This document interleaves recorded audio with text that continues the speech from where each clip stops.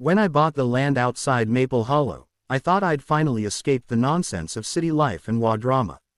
I was wrong. I just didn't know how wrong. Not until the night they burned my orchard to the ground, and watched the flames turn back on them. My name's Eli Thompson, and I'm a retired fire investigator. I spent 25 years studying how fires start, spread, and, when they're mishandled, destroy lives. My retirement dream was simple: to grow apples, peaches, and cherries on my late grandfather's land, 40 acres that had been out of my family for decades until I bought it back. The land bordered the preserve at Maple Hollow, a luxury community run by an HOA notorious for being, well, tyrannical.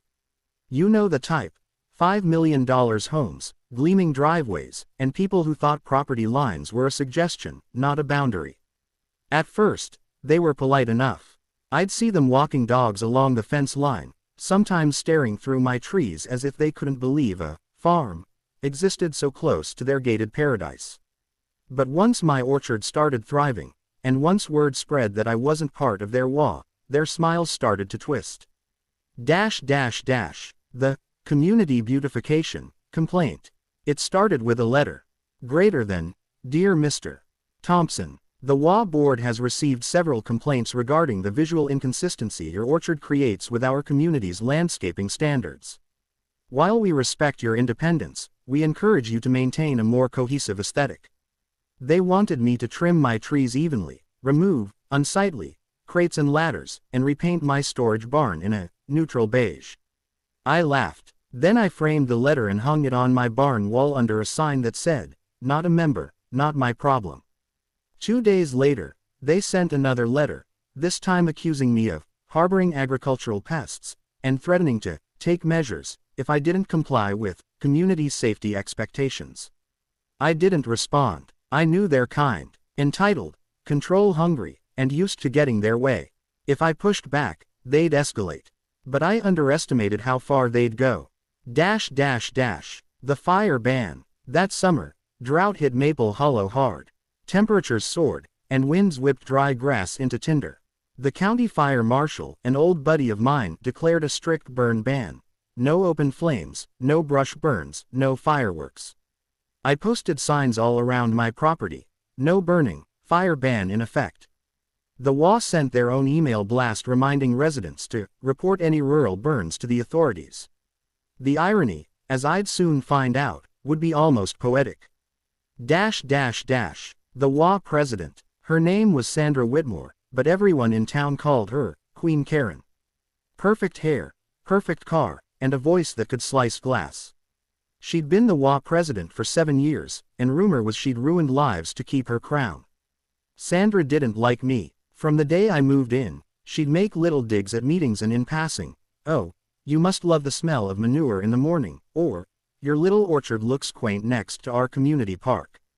She saw me as an eyesore, a reminder that not everyone bowed to her HOA kingdom.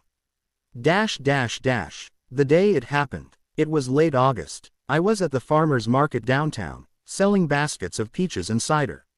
Around 2 p.m., my phone buzzed with a text from my neighbor across the road, a quiet rancher named Pete. Greater than Pete.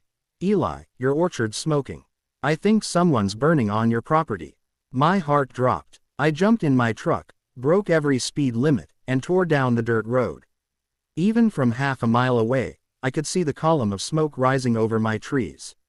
When I pulled up, I saw them. 3 HOA board members: Sandra, a man named Gary, the vice president, and another woman. Standing near my fence, holding shovels and rakes. Behind them, a pile of my trimmed branches and dried brush was on fire. They'd set it inside the fence line, on my property. I slammed on the brakes, jumped out, and yelled, What the hell do you think you're doing? Sandra didn't even flinch. Oh, Eli, she said with that smug grin. We're just helping clear the dry brush near our homes. It's a fire hazard. You really should have kept it tidier. I could barely speak. There's a county ban. You can't burn anything. Gary shrugged. We're following community safety protocol. That's when the wind shifted. A hot gust carried sparks from their little fire straight into the nearest row of peach trees. In seconds, the flames raced up the dry grass, leaping from one trunk to the next. The air went from hot to blistering, Sandra gasped. "Oh no. Put it out. Put it out." But it was too late. The fire had found kindling. My orchard was a tinderbox. I called 911 immediately, shouting into the phone as I grabbed my water pump. "This is Thompson Farm, Maple Hollow Road. Brush fire in progress. It's spreading fast. The flames reverse." When the fire crews arrived, the orchard was half gone. They cut fire breaks and fought like hell, but the wind, the same wind that had fed the flames, suddenly shifted again. Only this time, it blew back toward the HOA's property. I remember standing there, smoke stinging my eyes, as the blaze rolled over the ridge and down into the preserve. Sandra screamed, "No, the homes. Get the hoses." Her perfect world turned to chaos. Fire leapt across her manicured lawns, devoured decorative shrubs, and climbed wooden decks like ladders. One spark hit her cedar roof, and within seconds, her $1 million home was gone. By the time the fire was contained, 6 homes were destroyed. 3 more were heavily damaged. The estimated loss, over $5 million. The investigation. Because of my background, I wasn't just a witness, I was useful. I provided photos, video footage from my security cameras, and fire pattern analysis. The footage clearly showed the HOA members lighting the pile inside my fence. The county fire marshal, my old friend, was livid. He called me personally. "Eli, I've seen stupidity in my day, but this is criminal. They violated a burn ban, trespassed, and started a wildfire. The DA's already building charges." The HOA tried to spin it, of course. Sandra claimed the fire originated on Eli's property, and that they were assisting with fire prevention efforts. But the video proved otherwise.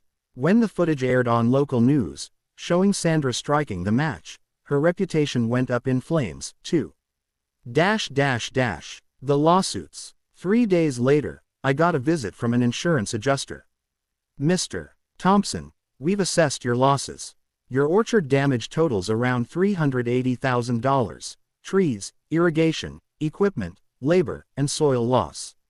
He paused. "And, you're going to be paid. In full. The HOA's liability insurance is on the hook." I smiled for the first time in days. "You're serious?" "Oh, they're serious. And their insurer's furious." But that wasn't all. Homeowners within the HOA started suing their own board. Turns out Sandra and her buddies hadn't told the members about their little brush cleanup operation. The fire they caused invalidated their homeowners' policies because they'd broken the law. In short, no coverage, no payout. One resident, a surgeon whose $1.2 million home was reduced to ash, confronted Sandra during a televised town meeting. "You burned down my house. My kids' rooms," he shouted, "all because you wanted the orchard to look better." Sandra tried to talk over him, but the room exploded in outrage. By the end of the month, the entire HOA board had resigned or been arrested. Arson, reckless endangerment, property damage, the list went on. The turnaround. I could have stopped there, but I had a bigger plan. I used my insurance payout and a grant from the state agriculture fund to rebuild, only this time, I went bigger.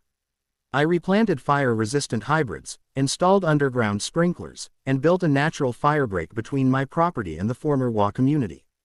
The kicker: when the HOA dissolved, the burned lots went up for sale at auction. Guess who bought 2 of them? That's right, me. I built a cider house on one lot and a cold storage facility on the other. Locals started calling it Phoenix Orchard.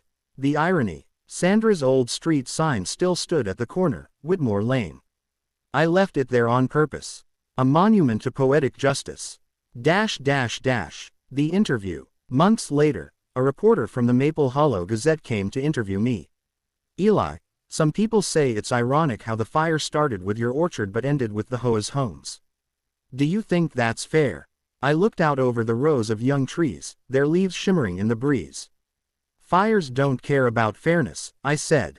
"They follow cause and effect. You light a match in the wrong place, nature will handle the rest." She smiled. "Would you ever live near an HOA again?"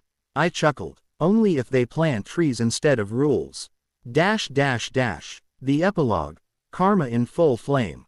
A year later, I attended the sentencing hearing for Sandra and her 2 accomplices. They pled guilty to negligent arson and trespassing, got community service and massive restitution orders. Sandra lost her home, her position, and her reputation. She now volunteers with the Firewise program, teaching about wildfire prevention.